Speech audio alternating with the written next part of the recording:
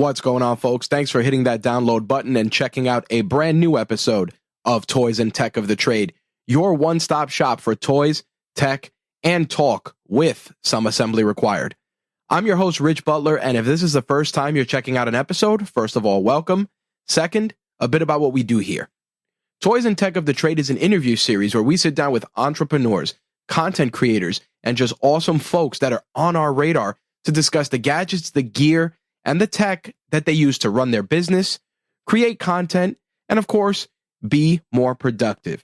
Now, when it comes to the toys aspect of our conversations, it's not just relegated to Marvel Legends or action figures or Funko Pops, the usual things when you hear the word toys. We look at toys in a more general sense. So if you collect kitchen knives, those are your toys. Guitar picks, those are your toys. Maybe you're a sneakerhead like yours truly. Those are your toys. We like to do that to break up the business conversation and just learn a little bit more about our guests on a more personal level. Plus, who doesn't love to geek out about the stuff they're really passionate about, whether it's that comic collection or anything else? With that out of the way, let's get into a little bit of housekeeping, and we will turn it over to this week's guest. So, of course, if you're listening to this, we've been off for a few weeks. Things have been a little crazy here. My grandmother got put in the hospital, bunch of other stuff.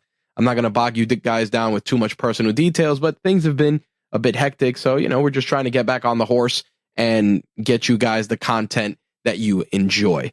But everything is good. Things are kind of picking up steam. We're getting into the holiday season. And as most of you know, we do have a holiday gift guide that we are working on. It'll probably be dropped 2 weeks after this episode airs. And I look forward to sharing some amazing stuff that you can get your favorite entrepreneur or yourself this holiday season, because there's really a lot of awesome stuff out there. With that said, I'm going to stop yammering and we're going to turn it over to this week's guest, who is going to not only educate you on a variety of things, because this guy definitely is super talented, but hopefully you'll pick up some actionable advice along the way that you can implement in your business or creative endeavor. Without any further ado, let's turn it over to this week's guest. My guest for this week's episode's resume reads like Tony Stark from Iron Man or Bruce Wayne from Batman. He is Matthew Stibbe. Matthew is a wine connoisseur, a CEO, a pilot, and so much more. We're going to talk about his background as CEO of Articulate Marketing and much more. Plus, of course, we're going to talk about the toys and tech of his trade. Matthew, what's going on, my friend? How are you? I'm very happy to be here, and that you've given me. I'm sort of rather a diminutive second class British Tony Stark without the jet pack. It's I think you've oversold me a bit there.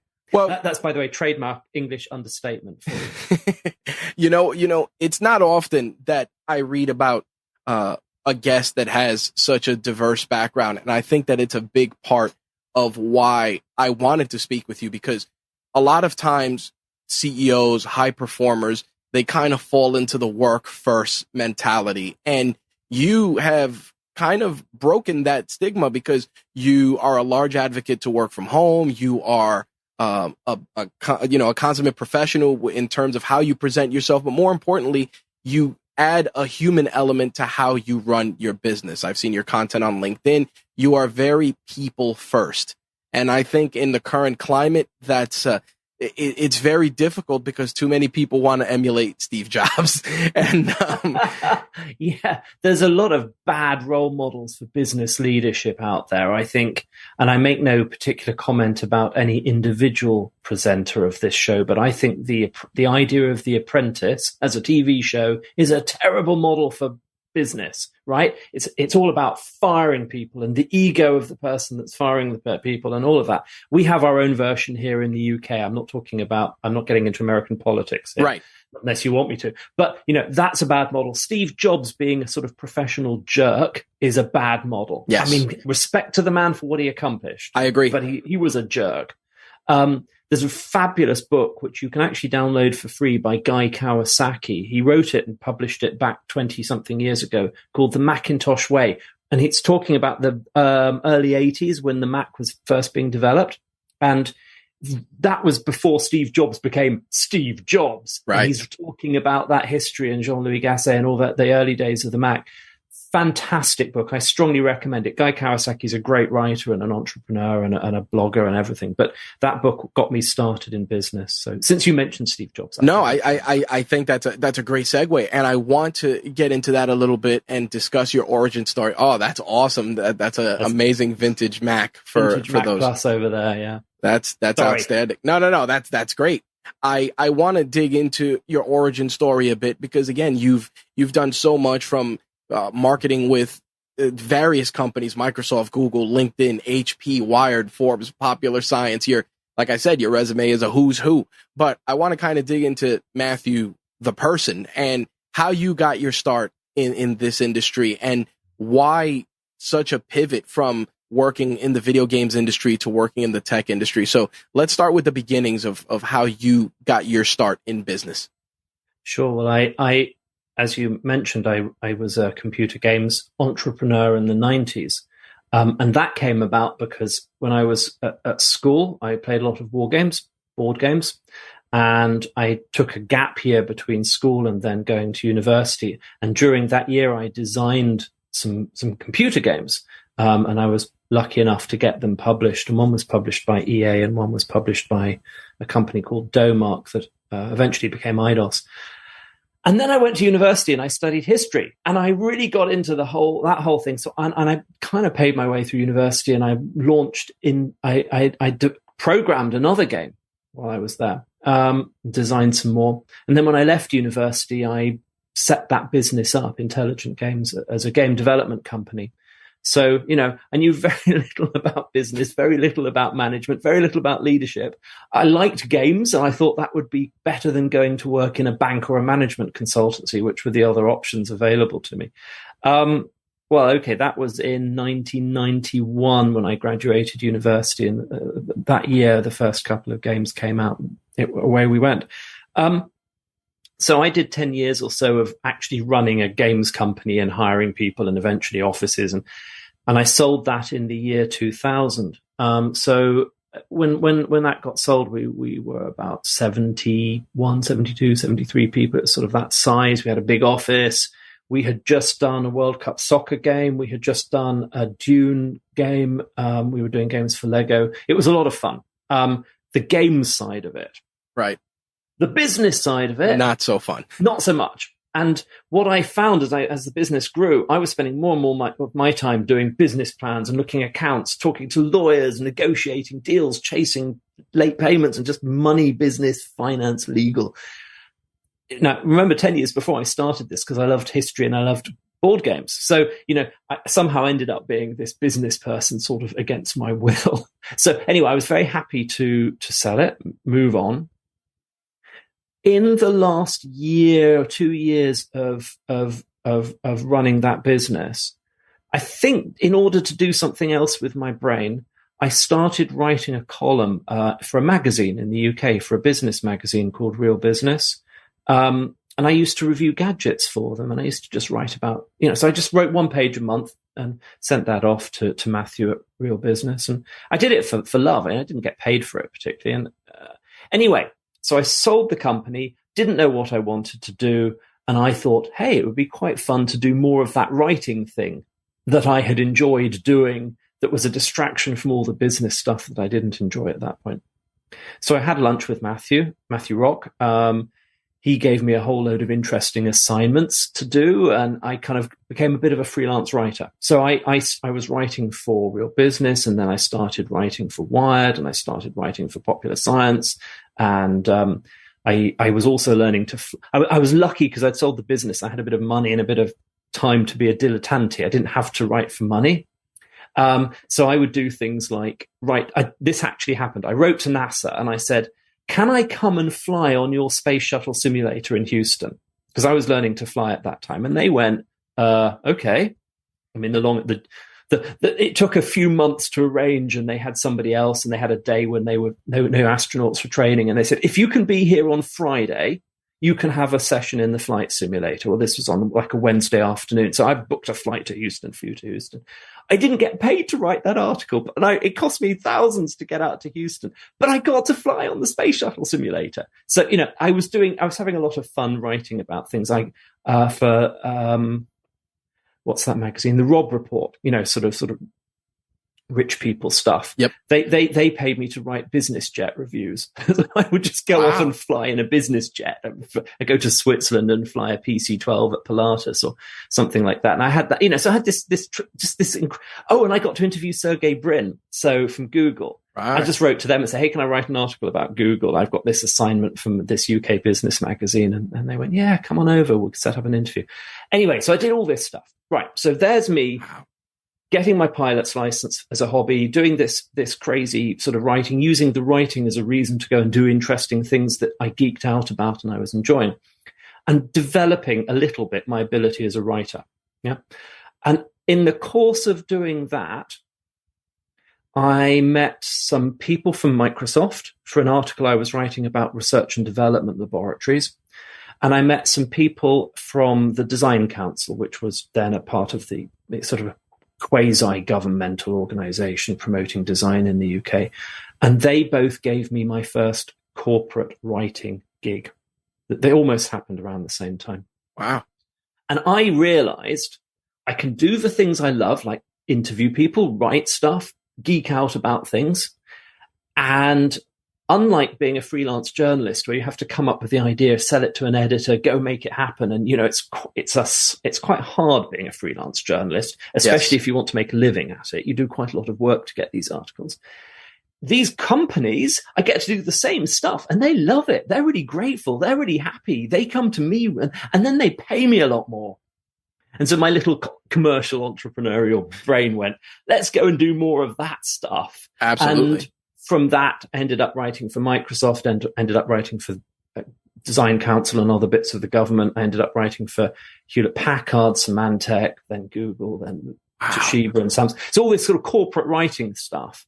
And that eventually blossomed into Articulate Marketing Today, which is a bigger company with more people and more writing and other marketing services. But it comes from this content copywriting, geeky stuff that I used to do.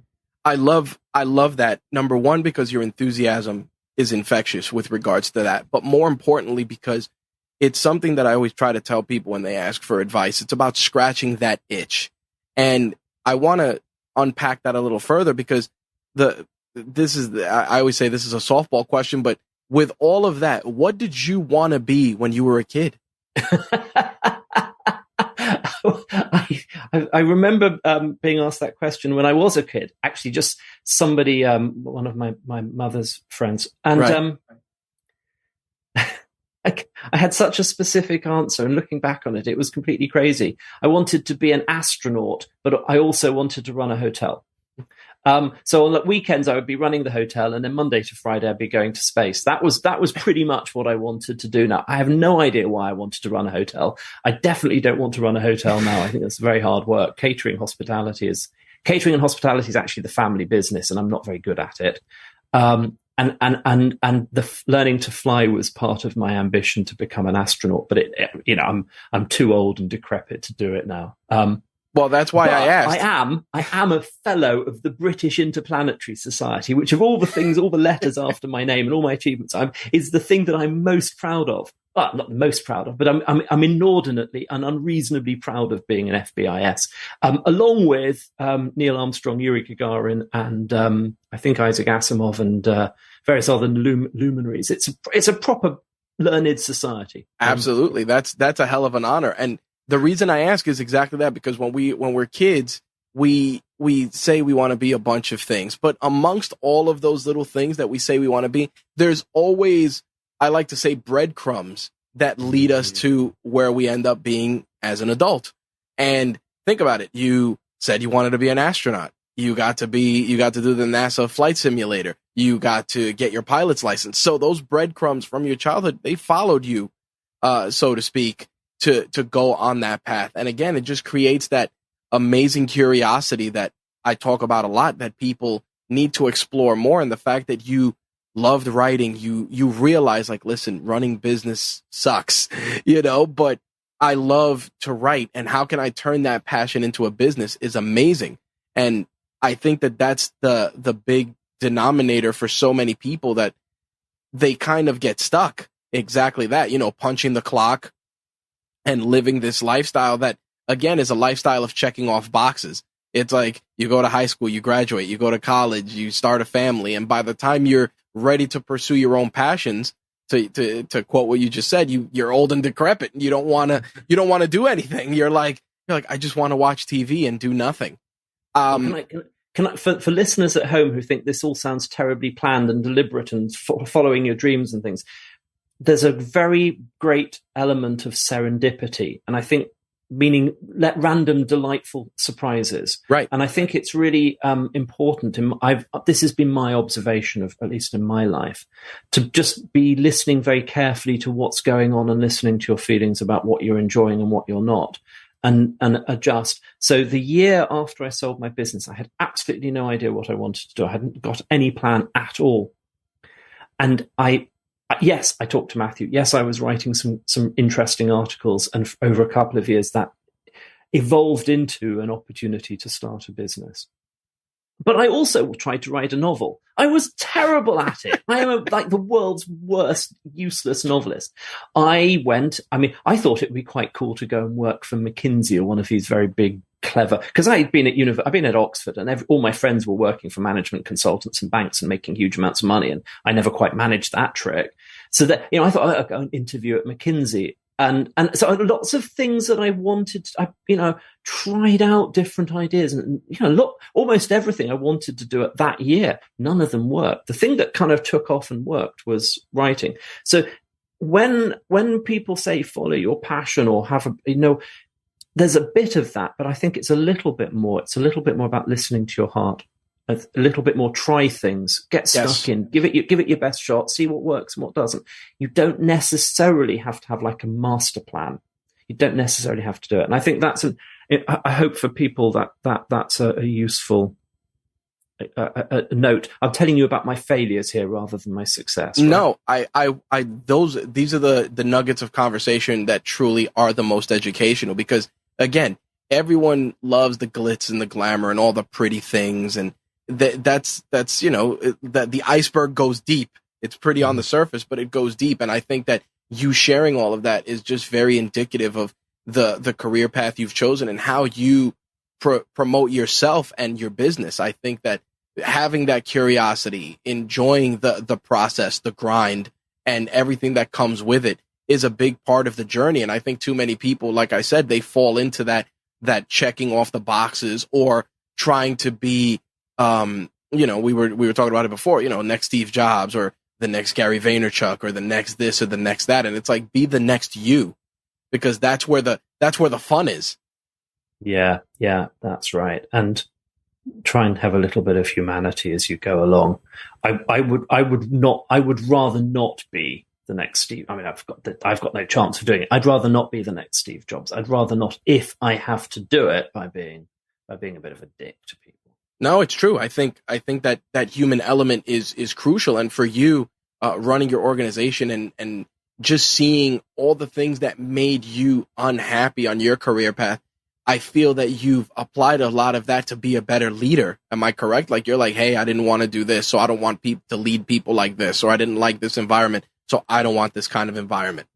Yes, certainly the things that I didn't like at Intelligent Games, I've tried to compensate and plan ahead for at Articulate. So we've always been remote working because I hated paying all this rent and rates and taxes when I had, 10,000 square foot office.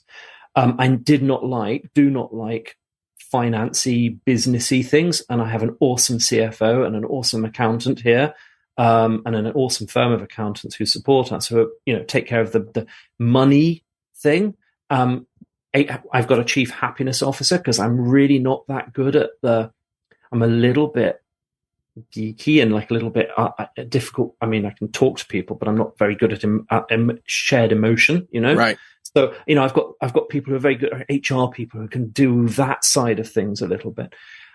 and then there's this bit that I'm grappling with and struggling with, challenged with, and I'm working on constantly is how do I make myself a good leader for the company, as distinct from being a good manager?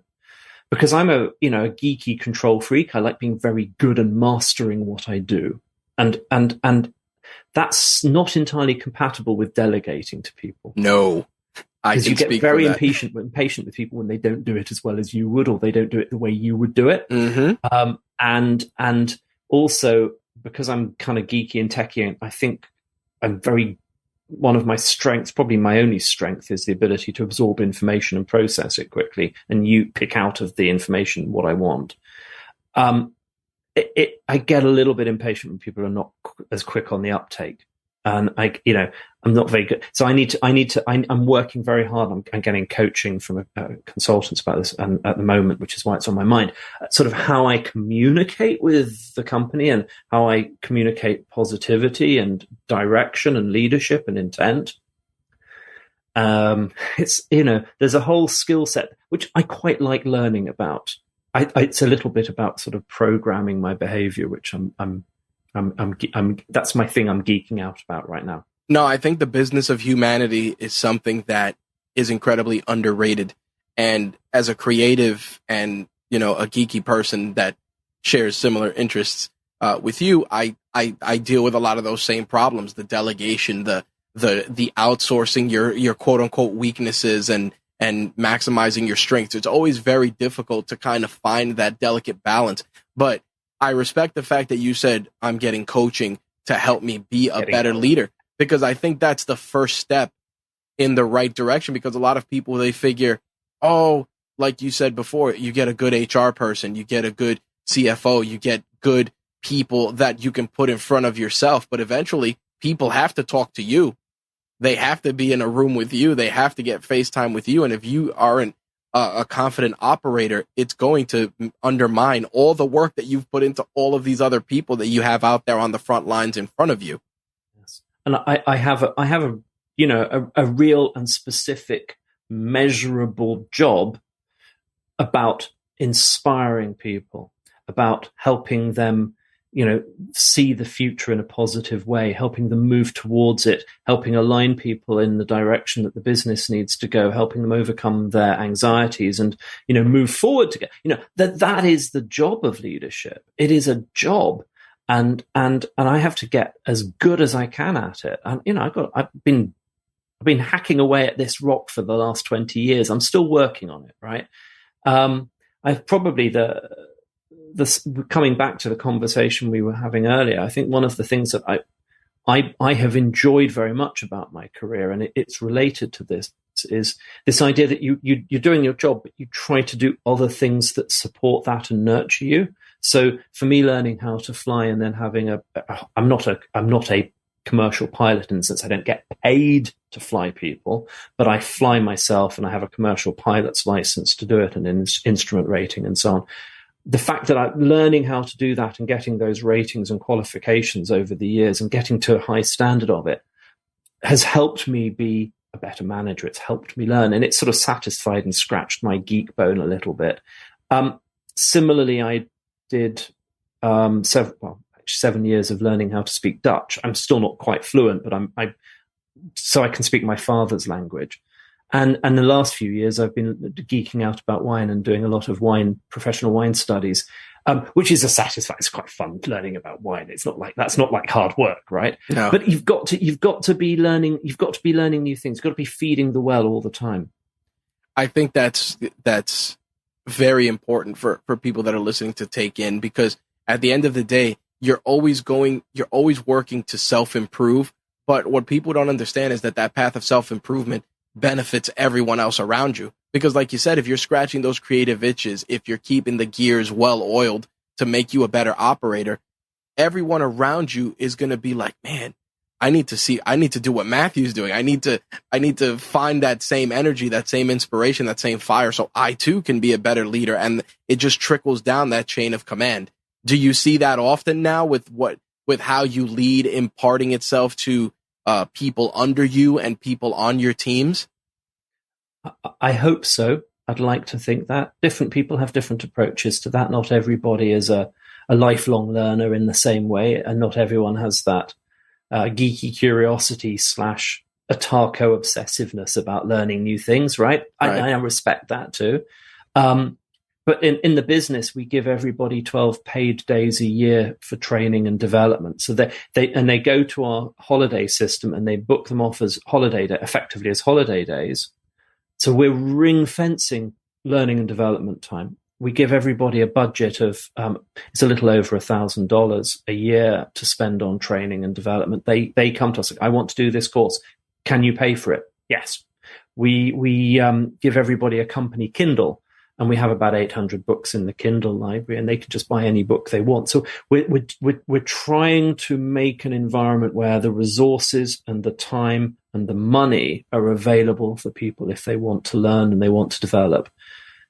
You can lead a horse to water, but you can't make them drink. We're trying to provide a very large lake, and it go, hey, look, there's water. Come and drink. I think that's a massive feather in your cap, because a lot of times, especially in the current climate, everybody's kind of just beating the horse, and not taking a second to say, hey, listen, the horse needs a drink, the horse needs a break. And I kind of want to touch on that a little bit, especially because the climates have changed so much. You as a leader and as a CEO, how did COVID impact you? And what lessons did you take away from it over the last 2 years as a business person?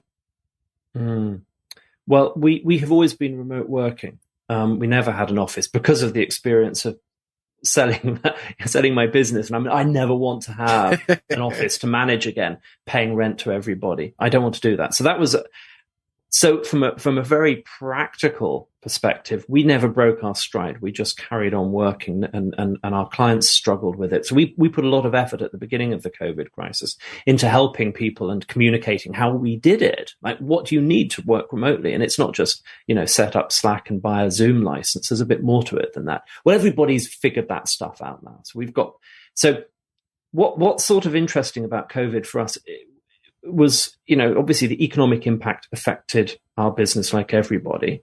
But we grew and we came out of it. I mean, COVID isn't over, but we're coming out of the pandemic phase, perhaps, as a business stronger and wiser and kind of more confident in our remote working approach.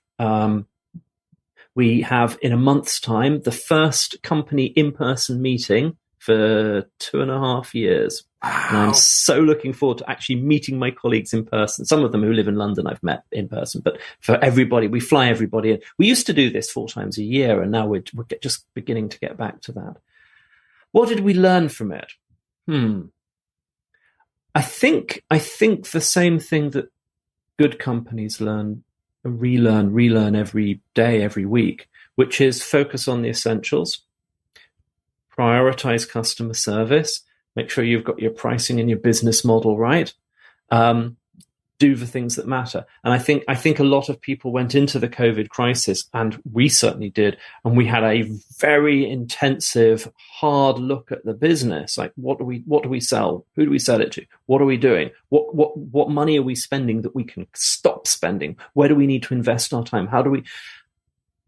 It was a forcing function to do what every good business should be doing automatically, which is running their business efficiently. And I think that was the thing that we learned. And as I look at the business now, all the things I'm happy with are like that, and all the things I'm sort of frustrated with and don't work are because we're going back to old habits of spending money we don't need to do and not paying attention to the most important things. And so I'm constantly trying to let's just run the business as well as we can. Yeah, I'm taking from this that you are a firm believer in working nimbly, meaning, again, relying on the essentials, being tactical, and using that as a barometer to kind of form a baseline foundation of success. And the thing about it is that your methodology and your rationale, unfortunately, a lot of people they exactly like you said, they kind of just were like, it's over. Everything's back to normal. And I always tell people that these last 2 years exposed a lot of inefficiencies. And the thing about it is that now that the inefficiencies are out there, people are trying to work to correct them, but now they've gotten complacent and they just stopped working on those inefficiencies. I told people all the time, like, I remember working in an office and them saying, yeah, we can't work remote. It's impossible. How do we know if you're working? And when everything happened and I was a remote employee, I said to myself, I feel I'm working more now than I worked in an office. Because if you think about it, going back to what you were saying, if you're in a physical space, you got to stop for a meeting. You got to stop for some chatter. You have to stop for this. You have to stop. Meanwhile, if you're home, it's like you get up, you go to the fridge, you get a cup of coffee, you come back, you keep working. You go outside, you get some sunlight, you walk around your house a little bit, come back, you keep working. Before you know it, you're having a 10-hour day instead of a 6-hour day or an 8-hour day, and all of a sudden you're like, wow, I'm doing more. So the company's benefiting. This is, you understand my bias for this, always having been remote working, but right. I think bad managers and badly managed companies find it very hard to do remote working. Not technically, not in, actually, but in how they manage their people. Yes. Because I think fundamentally they want to see people's hands typing, right? They want to see people sat at their desk doing their job. They want to be able to call them. They want to exercise their power as a manager by being able to summons people and being able to impose themselves physically in the environment. Well-run companies, I think, didn't have it so difficult because they had good quality people who were well-trained, who were well-motivated, who were engaged, who knew what their job was. They had good IT systems and IT management that was able to make the transition easily. They were able to trust. They already had that trust with their staff, so they were managing by objectives. They were measuring outputs, not measuring inputs. And if you're in that category of company, remote working is no obstacle. In fact, it's enabling. The other thing that this is Matthew's second rule of remote working. The other thing that badly run companies think about remote working is, great, we can sell all our offices and save money by doing it. Or we can, and it's the same mentality, by the way, when we back when we weren't working from home, that made cubicles smaller and smaller and trying to get more people into the same amount of space and hot desking. These are all ideas that come from badly run companies where they're trying to save money. I will tell you, for articulate marketing before COVID, I absolutely know for a fact we spend the same amount of money making our business remote working, enabling that, for example, with a chief happiness officer in a company of, then 10, 15 people. Training budgets, holidays, all the training time and all these other things. We spent as much money as it would have cost for us to go rent an office, right? Wow. It wasn't a cost saving measure. It was, we took the money we saved from not having an office and spent it on the people. That is tremendous. And, before we move on in the conversation, I want to ask, especially because of someone who was in a remote working environment and who promoted that heavily, how did you keep yourself motivated over the last 2 years? Because again, things got dire. I know in the UK, things got incredibly stringent, to put it mildly. How did you keep yourself motivated every day to get up and push through and be a leader for your organization? Yeah, it was the first lockdown particularly, because there was a lot of fear and a lot of uncertainty. And the lockdown in the UK, that first one, March, April, was very strict. People you would go out and there would be no cars and there'd be no people. And I had to do an emergency run out to my mother, who's quite elderly and frail. And I drove along the busiest motorway in the UK and I didn't see a car. I drove for an hour. It was a little bit like post-zombie apocalypse time. It was very strange. And I think people were scared. I don't know. I mean, there were some elements of that were emergency measures. And one of the things that I think one of my colleagues came up with, which I thought was a very, very noble invention, was we had a sort of a circle of care. So everybody in the company had two relationships. They were assigned somebody that they were listening to, and they were assigned somebody who was listening to them. Wow. So this went round the company. So everybody had these two relationships with buddies in the company. It was done in a very structured, formal way. And at the worst of that very scary first month, they were calling in every day to one another. And the idea was, you just got on the phone, or on a Skype call or whatever, and you talked to the person for whom you were supporting. You were the supporter. You said, how's it going? How's it, do you know anyone who's sick? Do you need anything? Can we help? What's going to how are you feeling? And we gave them some training and coaching around that. And then they got to talk to their person who was listening to them. Go, oh my God, I'm really worried about this and my kids, and I can't do this. I'm homeschooling. I can't get deliveries. We've run out of toilet paper. Who knew that was going to be a shortage? That's right. And but everybody did both roles. Everybody did both roles. And I think that was a very, and there was a moment in that, in all the fear and uncertainty and anxiety about it, where I think we came together as a company very strongly. It was very bonding to do that, and that wasn't a leadership thing. That was just sort of mutual care.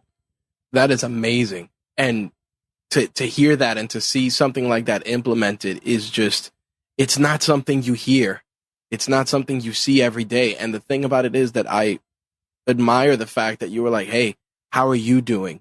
What do you need? Because I think that that's where so many things break down, because I know a lot of times, and I'm sure in your tenure, in your career, you've seen this, where it's like every company's, we're all a family.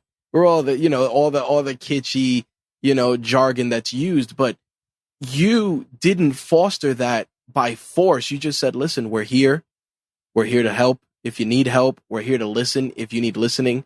And that was it. You didn't try to gift wrap it in some sort of mantra or hokey, jargon to get people to be a part of it, which was amazing. It emerged quite organically. Mm-hmm. But the company, what we were doing as a company was trying to facilitate and bring some structure and some communication to it, and some training and some resources. And, we had a whole, pages on the internet about, if you were listening to somebody and you heard this, here are the resources you can go get. If you need this, here's how we can get medicine for people. Just we didn't know what was going to happen. That's right. We're just really trying to help. And so the company's there is not. I'm not trying to take credit for it, because I think Paul gets the credit for coming up with this. But I was very proud. I was very proud of everyone's care for one another then. And it actually, telling this story now and reflecting back on it, it's something we want. I would like to find a way of fostering. I mean, now we do sort of happy half hours and some of the usual Zoom stuff, and there's time to talk meetings and things. Liz, our chief happiness officer, is very good at convening people, getting people together and getting them to talk. But right, yeah. I think that's such an amazing thing. And like I said, it's not something I've never heard that before. And the fact that not only were you, like I said, just a resource, but just more importantly, an ear, because I think that's where sometimes people, they forget, like sometimes you don't need to give an opinion. People just need you to listen, and that's enough. And then maybe at the end you could say, like you were saying, there's resources. Hey, if you need this, you might want to go here. But more importantly, you had someone that would listen, because it was a dark period. And the thing about it is that coming out of that dark period now, people forget that we still need organizations to listen. Yeah. They kind of just shut that off. They kind of just turned off the spigot as soon as there was a theme of normalcy. And then a lot of what's been happening now, a lot of the think pieces and things that you see, and I'm sure you've seen them as well, is, the people prioritizing mental health, the people quitting jobs in force because they're realizing, like, I'm home and I need that mental balance to be functional. Well, I've noted, I mean, it's in the last couple of years, we're 18 now, 20 people. So it's not a huge company. Right. 2 people have moved to a 4-day week for just adjusting their life a little bit. Right. And 2 of the senior managers that we've hired came in on a 4-day week. So out of the company, 1 in 5 of the company is working 4-day weeks. And I think that was something that probably pre-pandemic we would have been much more reticent and reluctant about. And we recognize, as you say, this need to just kind of allow people a bit more space and a little bit more time. And, I think that's very valuable. And I think that similarly, this 12 days training time came in last year, again, just to try and give people. And the other thing, we did this last year, and we haven't done it this year, but we should. We took this idea from HubSpot of a week of calm, so that a week with no meetings. Right. Just give everyone a week where you just do your job. If you want to, do some training, if you want to work on some process, you we'll just take some of the pressure off it, some of that routine. And damp down the number of Slack messages and emails, and just sort of help people have a bit of space. That is amazing. Because I know from my own experience running my business, and I think this is commonly true. I think there isn't a growing awareness of the need to respect and support people with their mental health and well-being. It's really important. I think there's also, I'm very increasingly aware of the value and the need to work around neurodiversity over the last few years, and how different people have different working styles and have different requirements and different needs. So all these things are coming to the fore.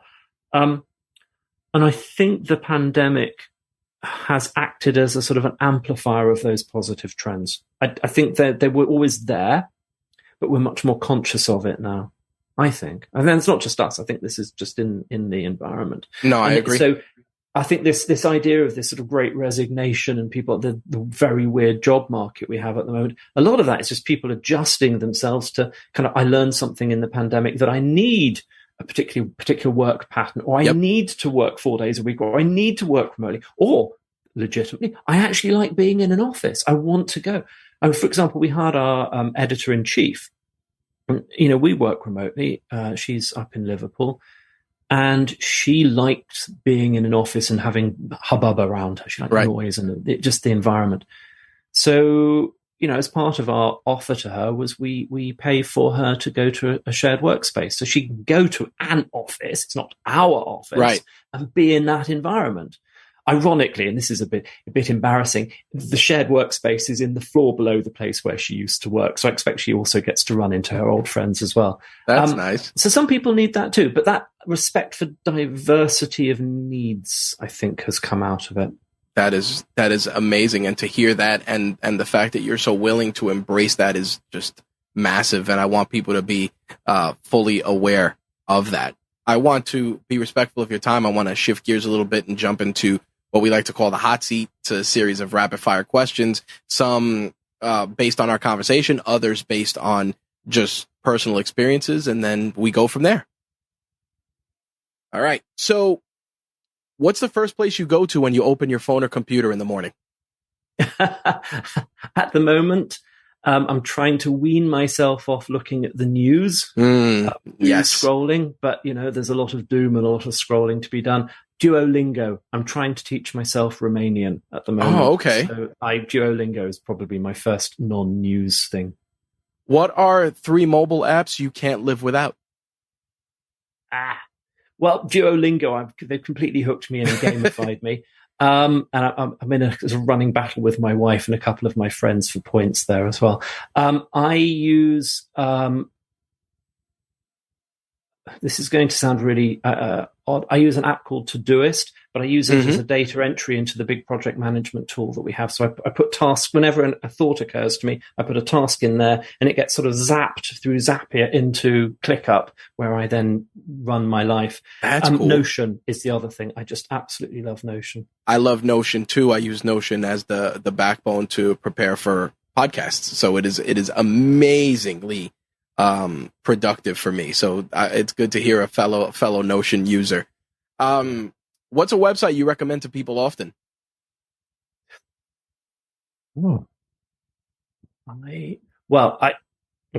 I have been a long time subscriber to the New Yorker. I love the writing there. I love the way the stuff they write about. So we have a company subscription to that. That would be my recommendation for if you want to be a better writer, go read The New Yorker. A friend of mine used to work in the office above theirs, we went down to The New Yorker, and I went into The New Yorker office. I'm not worthy. I'm not worthy. And then back out again. He was at Vanity Fair, so that's also awesome. a pretty reputable magazine. But absolutely. Yeah. What was the last thing you looked up on YouTube? Oh, it was this morning. A comedian talking about the business cliches. That it was for a blog article I was editing. Yeah. Nice. When you're writing, do you work in silence or do you have music playing? 50-50. But if I'm writing and I've got music on, I don't listen to the music. It's white noise. White noise. Yep. What was the last book you read? I just finished a book about, I'm a military history nerd, among other things. I just finished a book about HMS Warspite, which was a battleship that served in World War I and World War II, and it was the biography of the battleship. Gave me great geek pleasure. I enjoyed it a lot. We talked a little bit about TV. What was the last TV show you watched? I'm enjoying a lot the new Lord of the Rings, Rings of Power on Amazon. You can literally see the money falling out of your television when you're watching that. I was like, oh my. And the other show that I've really enjoyed binge watching is a show called Endeavour, which is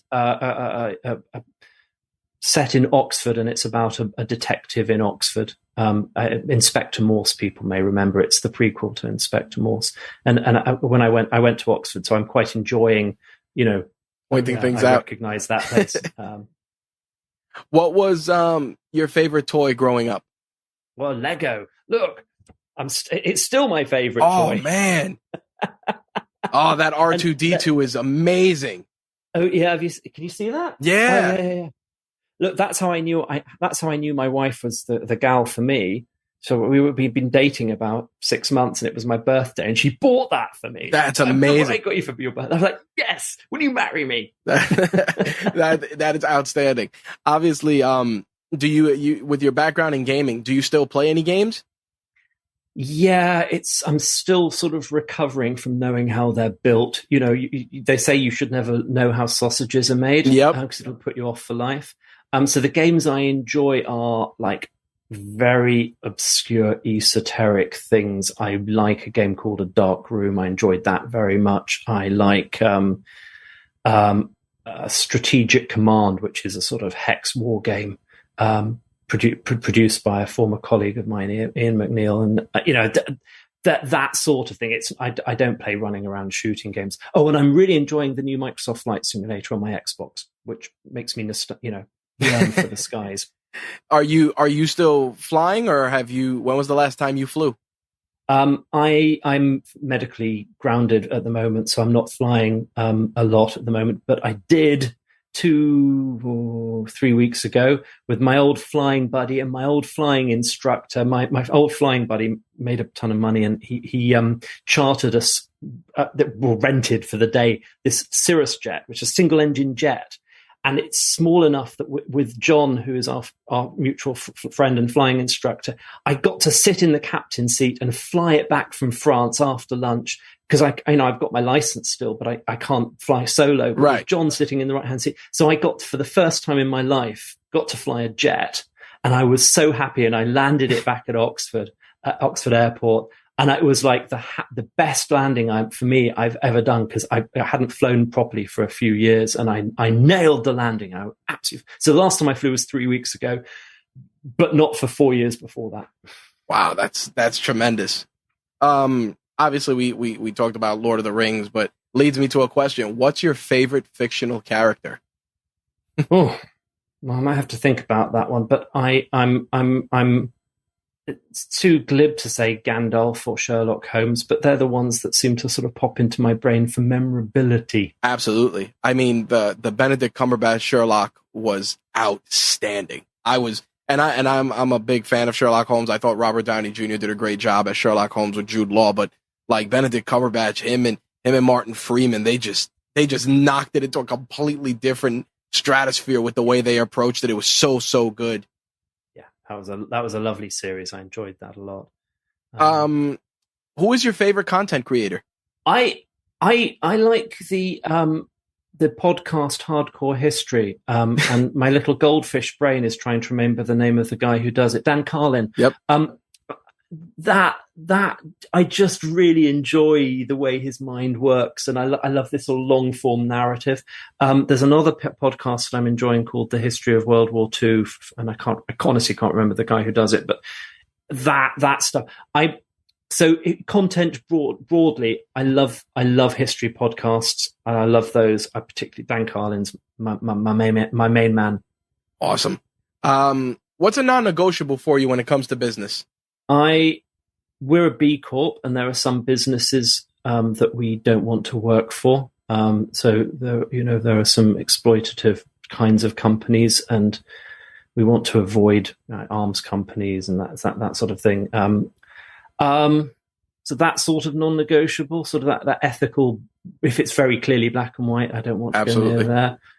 I get very upset with clients who treat us disrespectfully, or prospective clients disrespectfully, as we call them order takers. They want to just like, you're my vendor, I want this, and I want it by Thursday, and I'm going to tell you how to do it. Treat us very much like, what we want is to be treated like a trusted partner and an advisor, and like co-equal, co-creating, and experts in our field. Why would you hire us otherwise? If you know what you want, what you do, just get somebody else, get a freelancer to do it. So if people are, doing the Steve Jobs, I'm going to tell you how to do your job jerk thing, that really gets my goat, and I don't like it. Luckily, it doesn't happen very often, and we're very wary of it. Is it non-negotiable? No, not always. You pay us enough, we'll put up with it. But in the long run, those relationships never work out well. What's a business milestone you're proud of? I was enormously proud when we became a B Corp. We're just going through 20 employees now. Hopefully the number 20 starts on Monday. That's a nice milestone. And sort of negative milestone when I sold my games company. I was very happy not to be there anymore. I mean, nice colleagues and stuff, but the job had changed to a point where I didn't enjoy it. I don't know if that's very helpful. None of those are particularly inspiring. No. It's all part of the story. What's something you purchased recently that's less than $100 that made your life easier or just more enjoyable? I don't know if it was $100. It might have been like 120, but I got a play date. Oh man. It's got a little handle on it, and you can play games by turning the handle, and it's yellow, and it's just the cutest, most adorable thing ever. I've seen it on TikTok. That's awesome. Super geeking out about, and I waited a year for it, so I'm also, it was lots of anticipation. But it's. What is something or someone that brings a smile to your face? My cat. I ought to say my wife, if she's listening to this. Yeah, you do.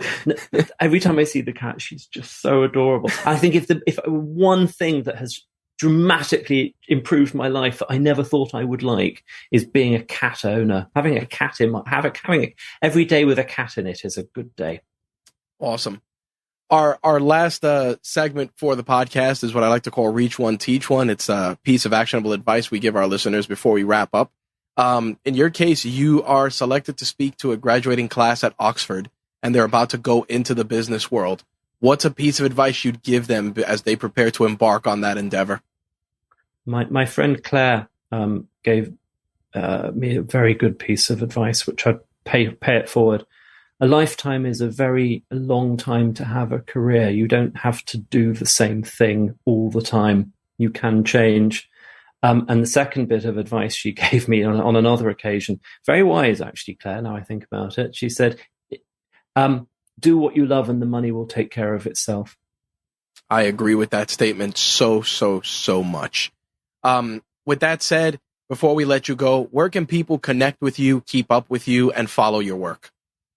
So obviously I run Articulate Marketing. We're online at articulatemarketing.com. There's a lot of really good resources for anyone interested in marketing that are free, blogs and webinars and all kinds of good stuff. So come check that out.